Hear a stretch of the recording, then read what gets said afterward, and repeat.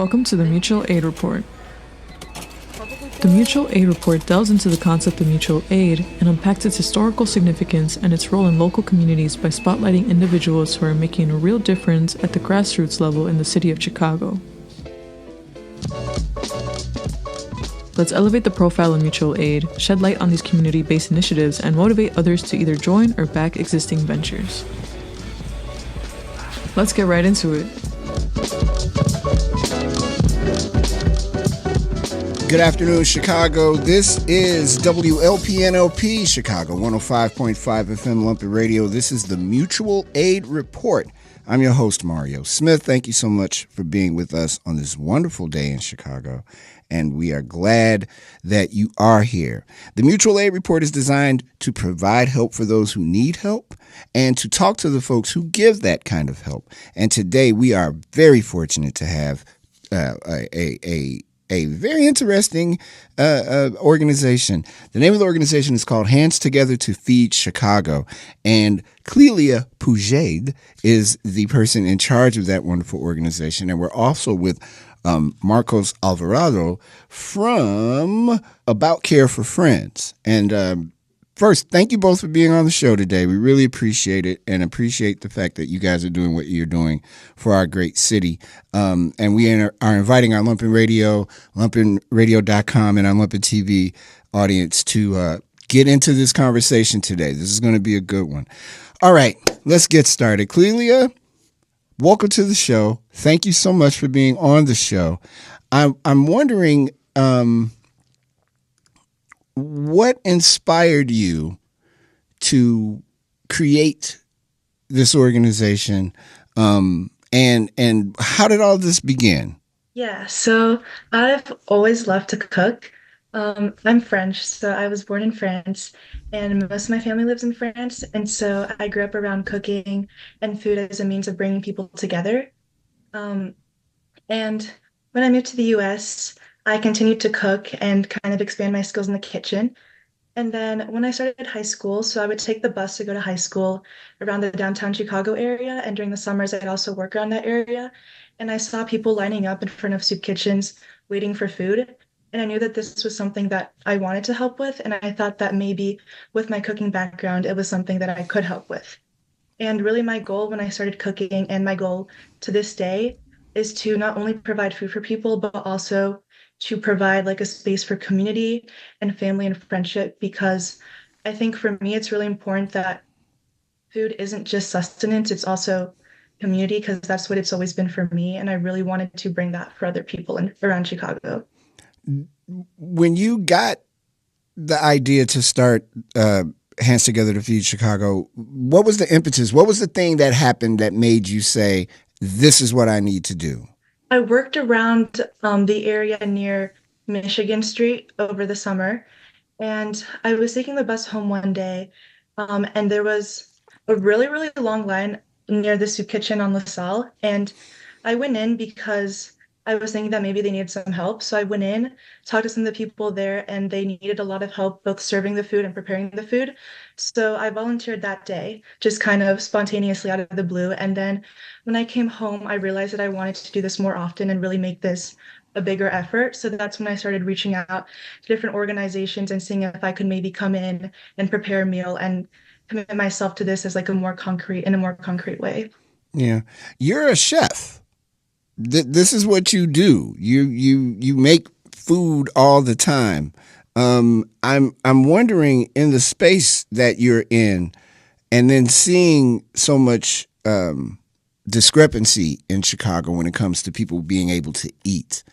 How do you feel, or a better question is, what do you feel your role is when it comes to assuring that the folks here in our city are able to get something hot or depending on the weather, cold to eat? Well, I think my role is really to do anything that I can, that I have the resources and the time to do, because I think it's just to do anything that I can to help them.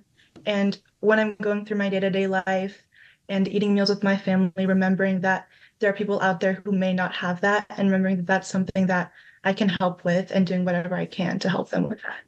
Can you talk a bit about your observations on food discrepancies in France, if there were any? Yeah, I think it's definitely also an issue in France because in France, there are also a lot of immigrants who come to the country and who don't have housing. And so they will sit on the street outside of apartments and ask for food. And I think it's really a problem everywhere. And knowing that here I can help make a difference, that was really important for me. How have things shifted for Hands Together to Feed Chicago since our new neighbors, the asylum seekers, have come to the city? Yeah, so I know Marcos can speak to this as well. I think a lot of the guests recently have been Venezuelan migrants who have come to the city, and especially a lot of them with kids and big families. So I think that it's definitely increased serving sizes. So now that there are more guests, there are more people to feed. Um, and so I know we've had to adapt a bit for that to make sure that we have enough food to feed everyone. I don't know if Marcos wants to add something to that. Yeah, I mean, for us at Care for Friends and during our programs, we've probably seen an increase double the amount of people.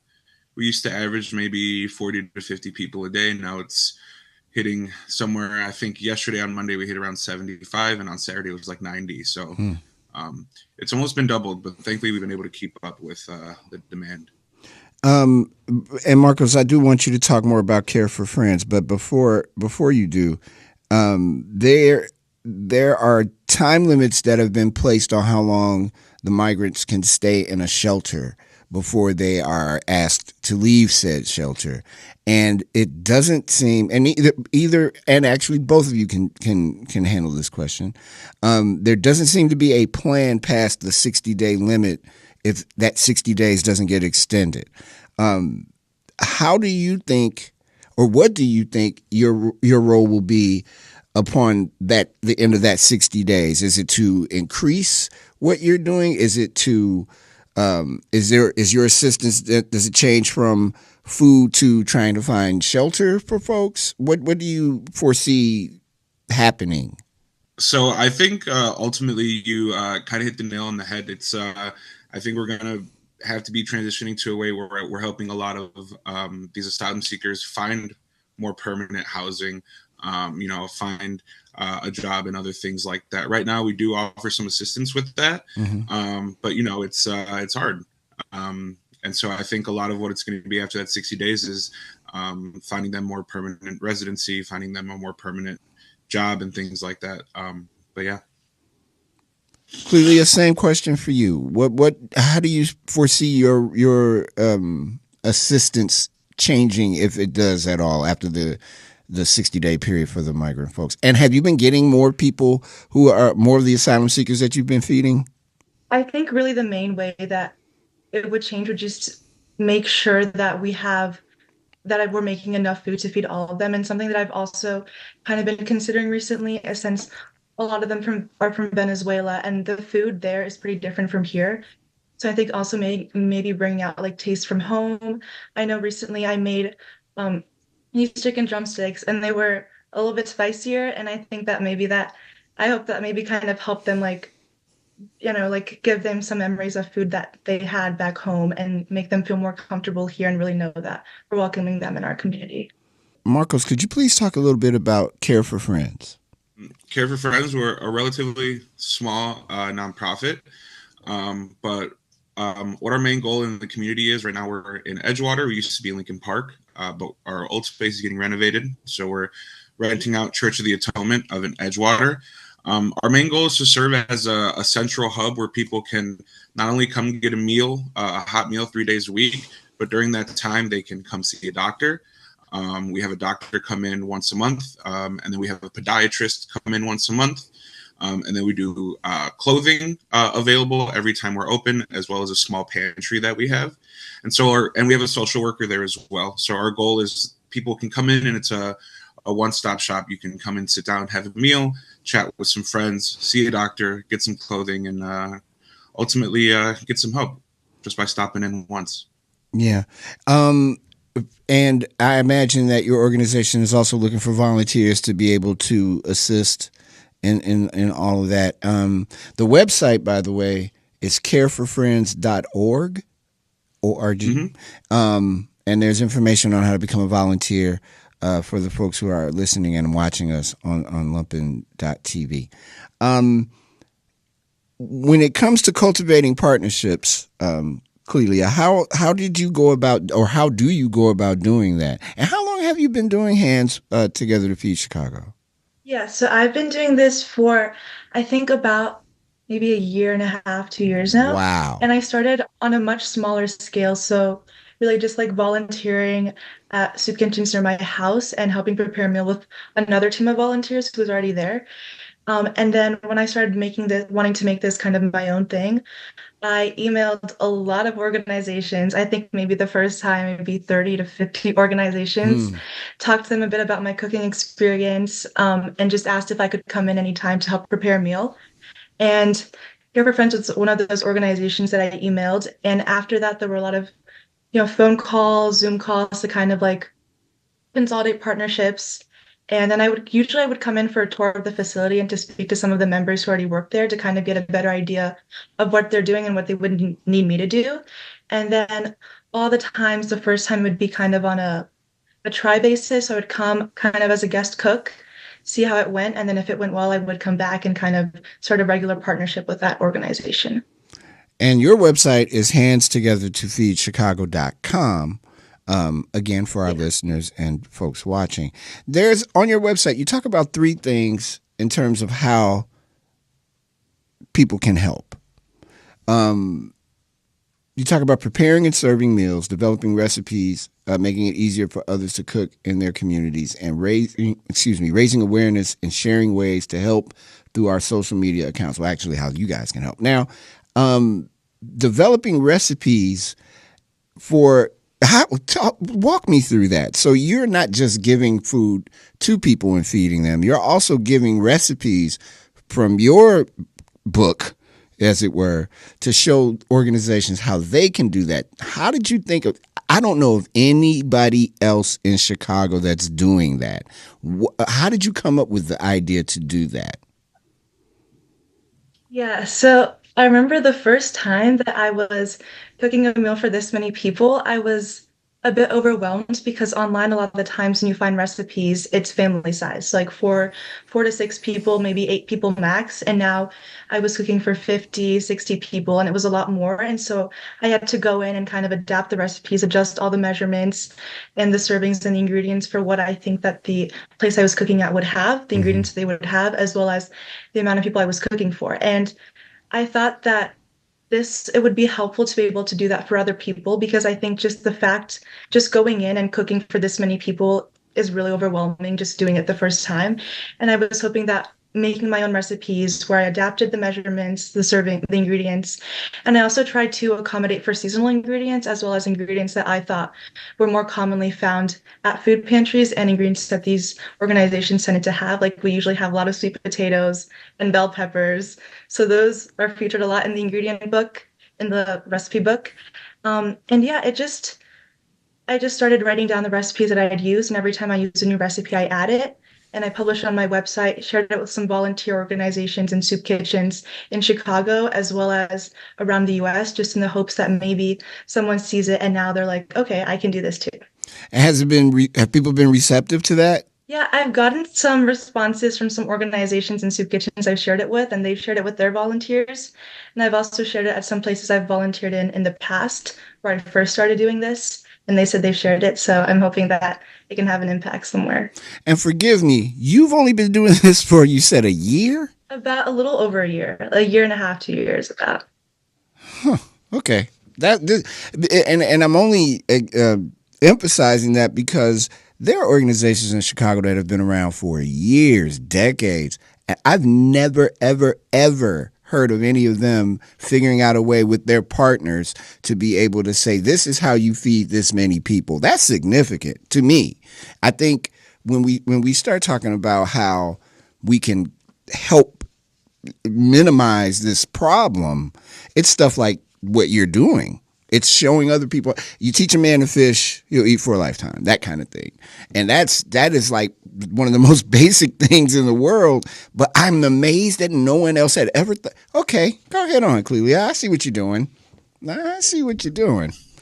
I am also curious about, with these partnerships that you're making, is that starting to expand a little bit more, where more people are starting to get on board and go, oh, okay, this is what she's trying to accomplish, and people are coming to you, or are you still doing a bigger part of the reach out? Currently, I would say it's still me doing a bigger part of the reach out. I have had some volunteers reach out to me. I know there was a group from University of Chicago student group who had reached out and was maybe interested in helping me out with some of the initiatives that I have.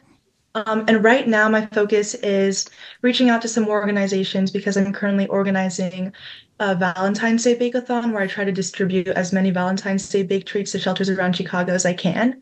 And also, I'm trying to reach out to more volunteers. I'm in high school right now. I'm in my senior year.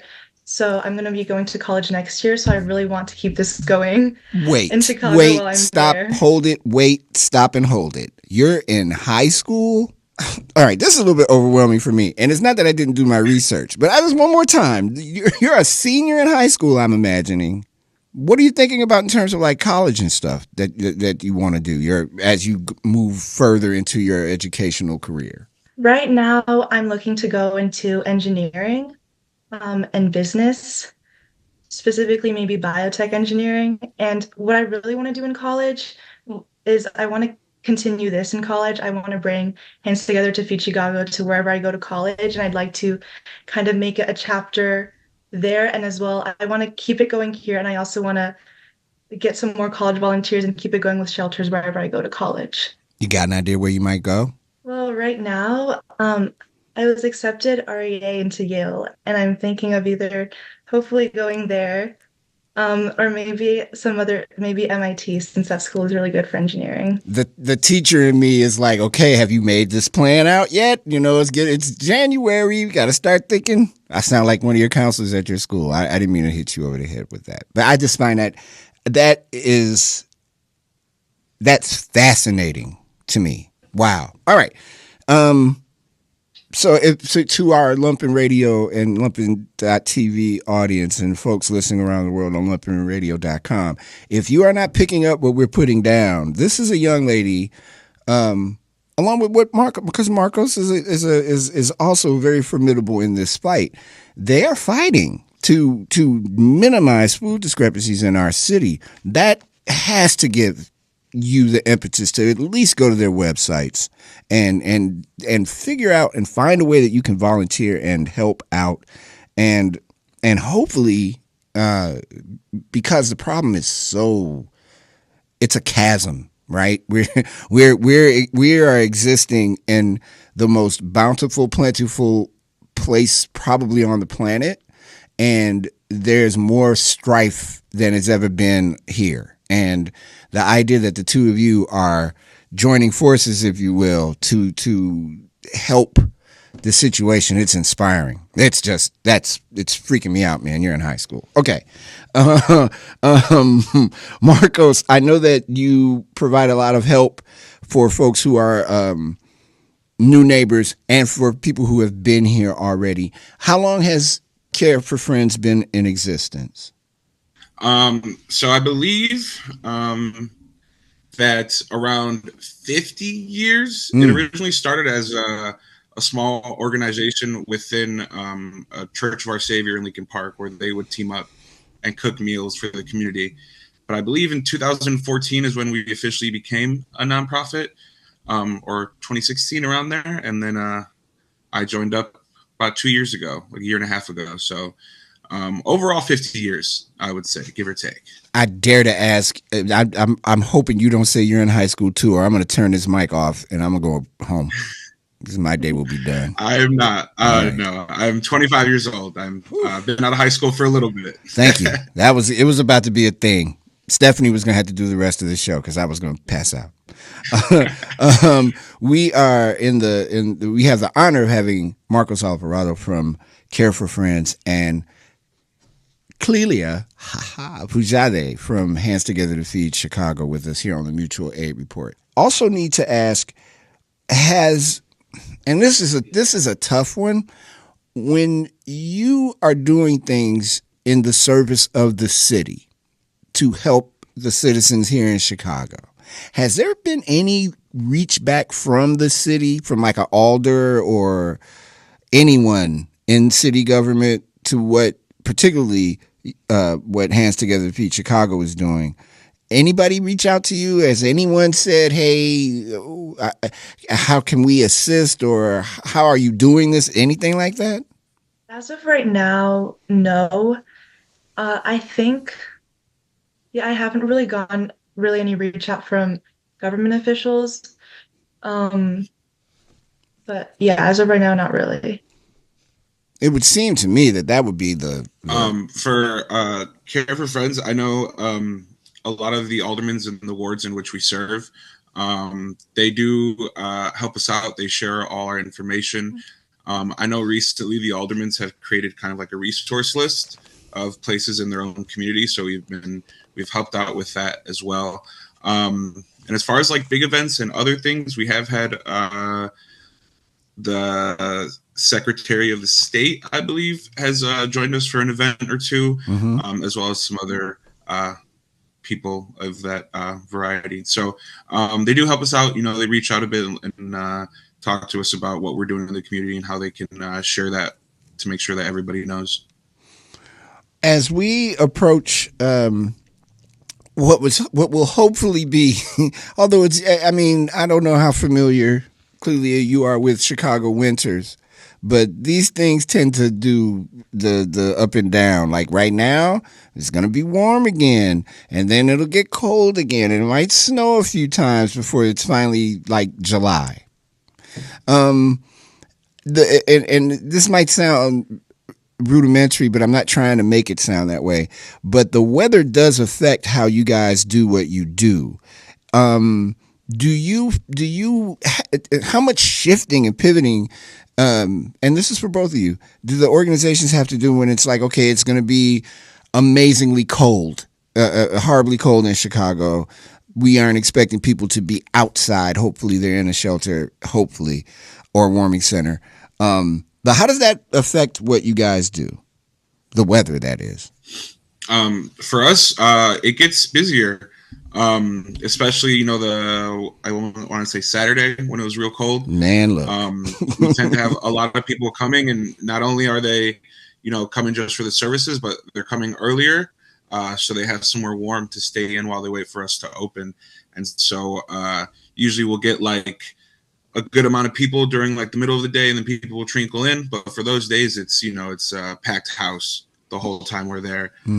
So we just have to make sure we have enough stuff for everybody, and make sure that we have room and space to shelter them while they're waiting to get a meal or to get help with what they need. But, you know, you never know with the weather. Sometimes I used to think because it was going to be real cold that we weren't going to have a ton of people. And then, you know, I was wrong. Yeah. But yeah, when it gets real cold like this, we got to make sure we have enough. Yeah. And clearly the same for you. Yeah, so for us, kind of the same thing with the serving sizes. I know last time when I cooked for Care for Friends, we had prepared for maybe 40 to 50 people, and we ended up maybe having closer to 60, 70. And so we kind of have to adapt with that. And also, I think a big part of it is the cold can be really hard for a lot of people, emotionally and physically. And so really making sure that the meals that we prepare are hearty and filling and that they're warming. And also something, even it can even be like a way that I've been trying to spread cheer through Hand Together to Feed Chicago, spread some like cheer during the cold seasons, is bake cookies and brownies. I did that for some shelters near me for over winter. And also I'm trying to make that happen again in February around Valentine's Day as well. What do your parents think about what you're doing? Have they had a conversation with you in terms of be it mentorship or just trying to give you the to keep you on the path? What have they said to you, if anything at all? Yeah, they're a huge help. They help me. They'll help me sometimes like prepare the meals, and also when I need ingredients, they help me go out and get them, especially for the baking. They've been really, really supportive of this. Yeah, it's been really awesome. That man, this is making my day. I am overwhelmed. This is amazing. I definitely want to talk about the organizations that are assisting you. with Hands Together to Feed Chicago, because I think it's important to note who those folks are.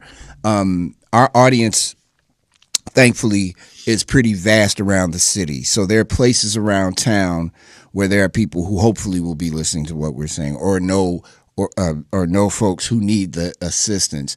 So I want to make sure that we talk about that. I want to talk about the sleep out that's happening in February with Care for Friends, because that's a thing too. And we'll get to some other stuff. How do you? This may be more for you, Clelia, than for Marcos. But how receptive have the folks at Walter Payton been? Because I hope you're at school today. And I'm sorry I'm taking you away from your class. Although you're a senior, you're probably super happy that I'm taking you away from class for a day. But how receptive have they been at Walter Payton to what you're doing? Yeah, so a lot of my friends know about it. We have a school newspaper called the Payne Pulse. Mm-hmm. I was in that a couple of times because of cooking, and I think one of my projects, one of my classes is related to this, so I got to talk a bit about that with the class, which is really awesome. Yeah, like the people have been supportive. It's been cool. Okay. Because, I mean, I know some folks, we can make sure that they get real supportive and get some extra hands to help you cook these meals. Yeah. I'm trying to partner. Yeah, we'll make it happen. Yeah, I'm trying to talk with some like service clubs, and some of the underclassmen, some of the juniors who I'm friends with are interested in continuing this next year in Chicago and helping me out with that. So talking to some people this year and seeing what I can make happen before I leave. That's stunning. I don't know how long I'm going to be doing this radio stuff, but I anticipate in a few years after you finish your college career that you're like, okay, I'm back in Chicago. Get me back on your show so I can get some of this food going. Or the better part would be we don't need to have Hands Together to Feed Chicago anymore, that we've figured out this food discrepancy problem and cut through a lot of red tape and made this easier for people to be able to get what they need to begin with, as opposed to having to fight this miserable fight to be able to eat and have a place to live, because that's ridiculous. 105.5 FM Lumpin Radio, and you're listening to the Mutual Aid Report. Today we have the founder and organizer of Hands Together to Feed Chicago, Clelia Pujaid, and one of the many, many folks who helped make Care for Friends work, Marcos Alvarado. I am so appreciative of the two of you being on the show today. I don't know if folks are listening that are currently supposed to be in class at Walter Payton High School, but keep listening to the show. It's okay. I'm officially giving all of you the day to listen to this, and then you get back to class when we're finished. There's an event coming up, Marcos, that Care for Friends is doing. It's called Lighting the Path Home. Talk to me about the event and how this came to be. Yeah, so Sleep Out is what we call it, or Operation Sleep Out. Some people may remember. I think that's what they called it years ago. But basically, it's what our idea is, much like marathon runners who run marathons for a cause or for, nonprofit or something, and people support them and donate money to them so they can go ahead and run that marathon.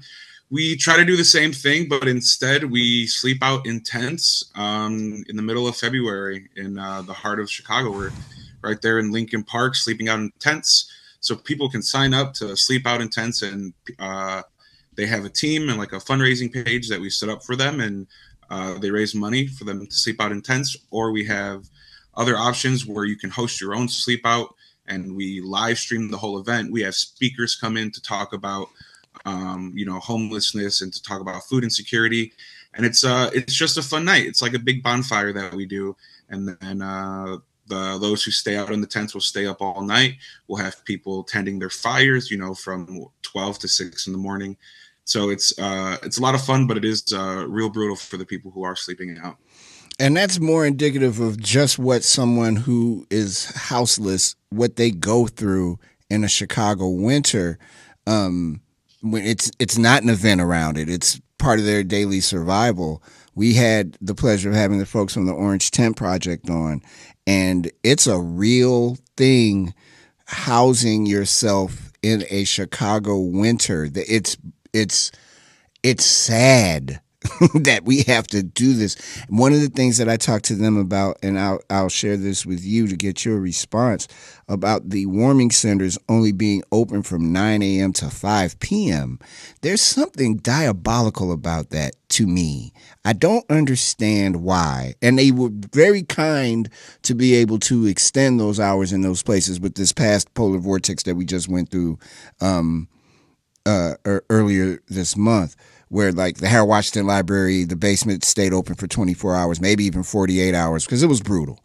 But I don't know how much advocacy there is for having a situation where warming centers aren't closed at 5 p.m. That makes physically no sense, particularly when the sun is going down around 5 o'clock during this time of year. What do you think we could do in order to be better advocates for keeping these warming centers open longer? And I know the counter to that is, well, we don't want to turn them into shelters. But I'm kind of like, I can't curse on Lumpy Radio, but imagine what I'm saying in my head.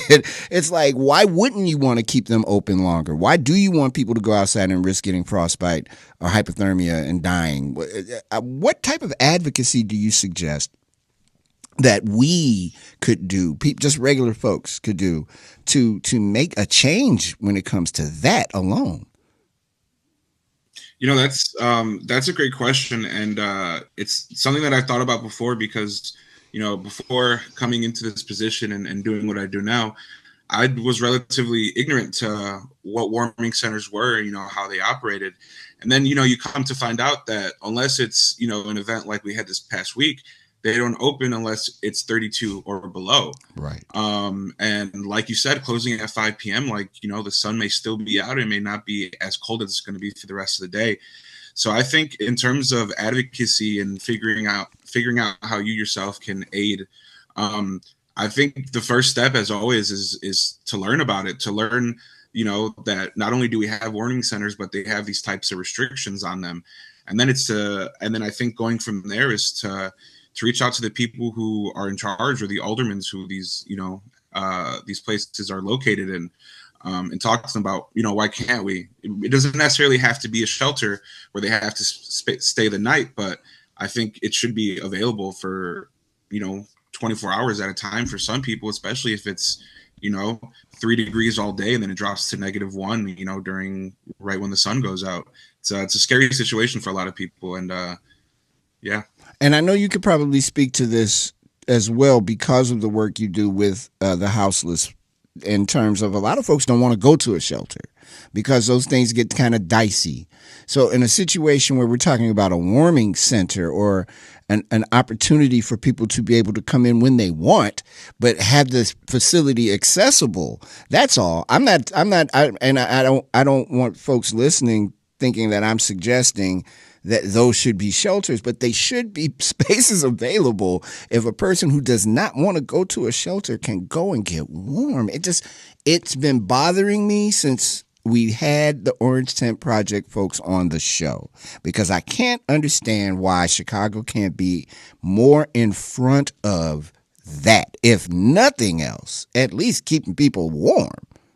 Maybe it's just me. It just seems to me when I was out in it going from my house to my job, I hated everything about Chicago and I love this place, but I couldn't get out of my head, man, there's somebody that is literally outside and will be outside all day and all night. How in the hell are they not able to get a chance to get warmed up?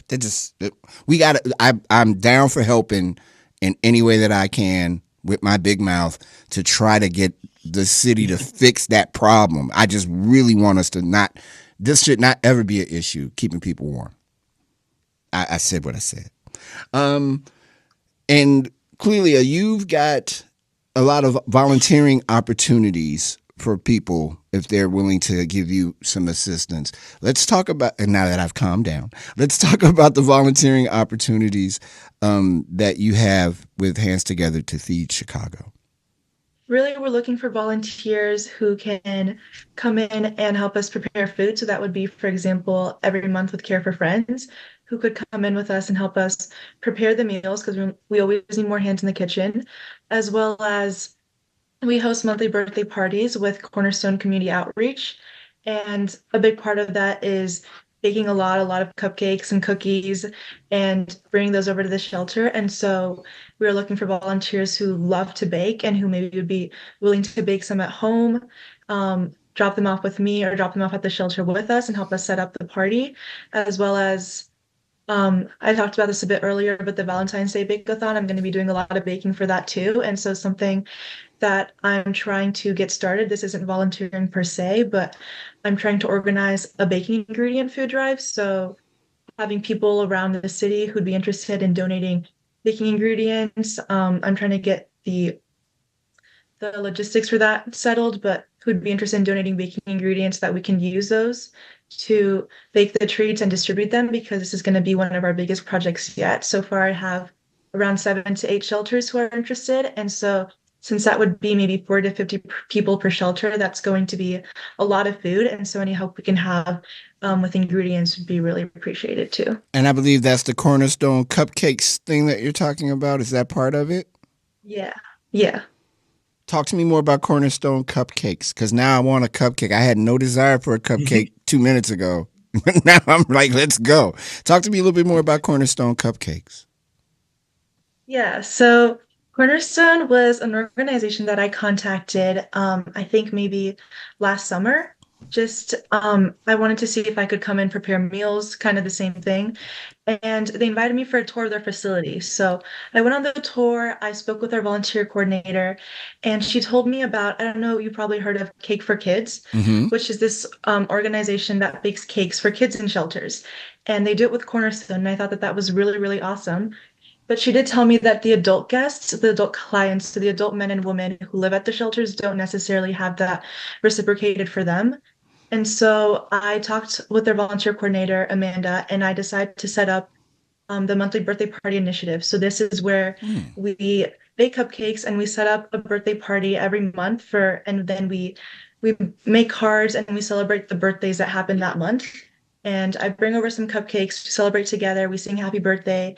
And I just really wanted to create that community and remind the people in the shelters that just because you're living in a shelter right now doesn't mean that we don't remember you, that we don't know your birthday, that no one cares about you. Because I think that something that birthdays, for example, are one of those small things that we take for granted. I think it's not until you don't have that and you don't have people who maybe are celebrating that with you who know that we don't realize how much that means necessarily. Yeah. I know I asked before, but I just want you to expound on the number of partnerships that you have cultivated. How many organizations do you, and I'm sorry, you said organization, which is the proper way because you must watch hockey or something. You put the I in organization. How many organizations are you working with currently with Hands Together to Feed Chicago? So right now, my main monthly projects are with Cornerstone for the monthly birthday parties and Care for Friends for the monthly meals.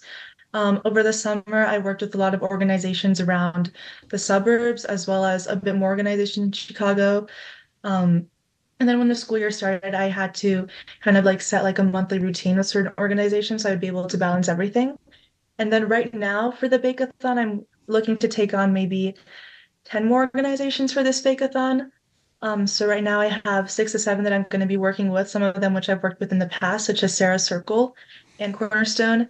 And I'm hoping to take on maybe 10 to 12 new shelters that I can distribute Valentine's Day treats for. And if that goes well, which I really hope it will, I'd like to continue working with them later and distribute more treats throughout the spring and summer seasons as well. I don't want to put more organizations on you, but I am asking people if you are a individual who has an organization or who is part of an organization where folks need help being fed. I am really encouraging you to go to handstogethertofeedchicago.com. And to that end, if you are a part of an organization or you know someone that needs help, even go to handstogethertofeedchicago.com and also go to careforfriends.org. When people say there's no help available in Chicago, that is absolutely not true. There are people who are very, very aware of the situation here and are willing to help and have facilities and objectives and things of that nature where you can get the help that you need. So if you're a person who, for example, and this is related but not related, there are a fair amount of homeless or houseless students in Chicago, a lot of them. They don't look it. They play it off very well. They mask it super well, but they are houseless. Some of them are trying to go to college. Some of them are just starting school. It is a real thing because if you really just open your mind to that, if there is a houseless population of grown-ups, there's a pretty strong probability that there are children as well. And there's help that is required for them. So if you know of any of those folks, or if you see stuff and you just like, this doesn't look right to me, maybe I can reach out to one of the many organizations here in Chicago to help do that. I just gave you two. There are so many, and you can go back, by the way, and listen to past episodes of the Mutual Aid Report to find out about other organizations that do things. As we approach the clubhouse turn, if you will, of our show, you said something, Clelia, that I wanna revisit. It's on your website, actually. You talk about creating community through food. I really want you to dig deep into that for me. What does that mean? I think a big part of that. So I talked a bit about this at the beginning, but growing up, family meals are really important. Eating with family and friends and really sitting down, putting your phone away, putting everything away to sit down, eat a meal with other people and talk to other people. And especially things like birthday parties, Thanksgiving, holidays. I think that meals at that time are even more community centered and you're really like coming back to connect with your family and your friends. And so what I meant by fostering a community through the food is it's really important to me when we serve the food that we serve it in areas, for example, like Care for Friends, in the church is a big dining room. People are sitting at circular tables talking to each other. And that beyond just serving food, we're providing a space for people to talk to one another, make friends, make family, and have a warm meal in their stomachs. And another big part of that is through the birthday parties and the Thanksgiving pies and holiday treats that I bake. A big reason that I want to do that is because that holiday season is really a time for us as people to come together.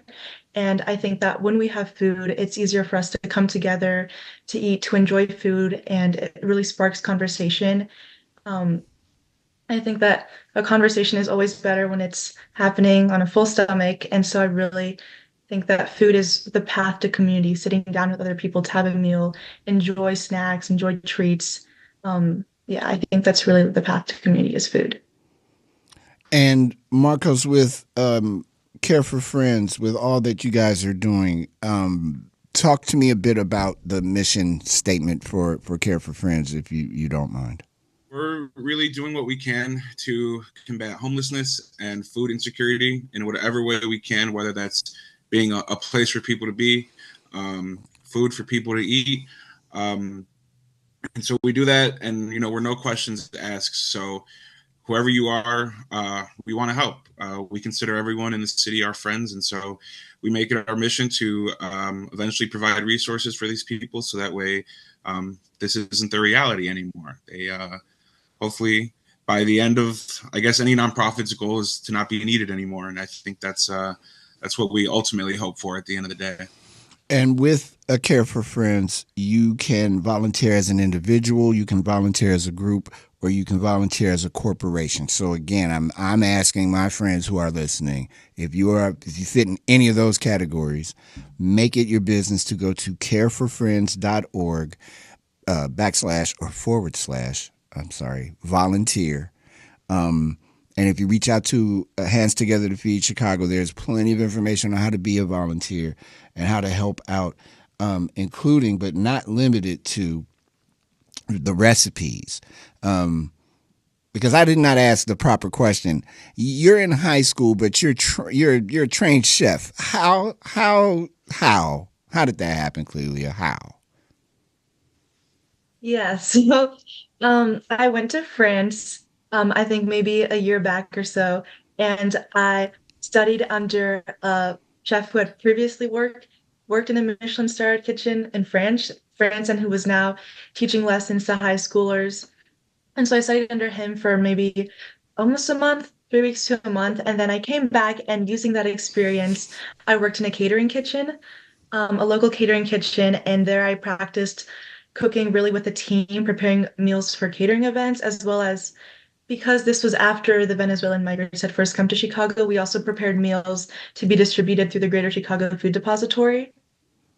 And so both of those experiences really gave me a lot of experience in the kitchen and built on the experience I'd had growing up working in the kitchen with my family and friends. I think it is fascinating that you have a heart like that you feel like you need to be able to.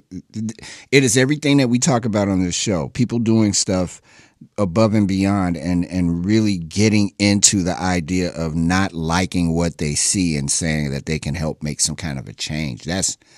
Yeah, you won the day for me. I think that is just absolutely brilliant. And the idea that you're cooking these meals and you're also showing these organizations, here's what you do. Because a lot of these folks have big kitchens and stuff, and they're able to do these kind of things and cook these kind of, to make these meals and whatnot. It's just fascinating. Listen, I am close to wrapping this up. One more time, is there anything you want folks to take away with them from having heard this today? I'll start with Marcos. Here's your opportunity to. It's like not a debate, because that would be a terrible thing. It's like this is your chance to say your piece to the city of Chicago. Well, if you have the opportunity to, stop by Care for Friends any Monday, Thursday, and Saturday at Church of the Atonement in Edgewater. Come in for a meal, come in to volunteer, or just come in to chat. There's always something going on.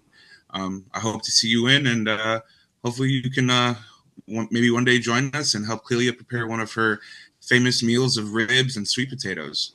See, now look, don't get me started. Clelia, so far you have served 7,809 meals and baked goods.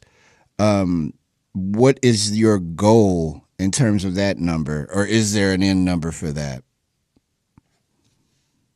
There's not an end number per se, just keep doing it for as long as I can and get as many people on board as I can. So, I mean, kind of continuing on that, if you're an organization who needs food, who's interested in treats or anything, food for your guests or your clients, reach out to me on my website or handstogethertofeedchicago@gmail.com. If you'd like to volunteer, I have a form on my website as well, and you can reach out to me and I'll get back to you on how you can help. And yeah, check out the recipe PDF if you want to start cooking in your community. And follow us on Instagram too, Hands Together to Feed Chicago. And we share ways for people to help cook and soup kitchens they can volunteer at. I cannot begin to tell you how much I appreciate the two of you and the work you're doing and the fact that you are on the show today. I am encouraged. I mean, I cannot encourage folks enough. No matter when you hear this broadcast again, if you're listening to this for the first time as we approach the end of this broadcast, careforfriends.org, handstogethertofeedchicago.com. They're out here doing it. They're doing it. We got to give them a hand. Let's make that happen. Clelia, Marcos, thank you so much for being on our show, man. Boy, oh boy, I really appreciate this. Thank you. And best of luck. And we'll get folks to you, I promise. Thank you for having us. Make sure you stop with some ribs. No problem. And thank you so much for having us. You're welcome. And everybody that's at Walter Payton, because I know you're listening, because I saw you looking at your phone. Everybody that's at Walter Payton, you give your classmate the biggest round of applause you can give her when you see her. She's earned that from you guys. Thank you guys so much. And thank you for listening to the Mutual Aid Report. We'll see you in a few weeks. Thanks again to Clelia and to Marcos. And thank you to Hands Together to Feed Chicago and to Care for Friends. Also, thank you to executive producer Stephanie Manriquez, Charlie Garcia, and the one and only Ariande, who does everything, including that banging intro and what will be the outro. Have a great one, everybody. And thanks for listening to the Mutual Aid Report. This is WLPNLP Chicago, 105.5 FM, Lumpin' Radio.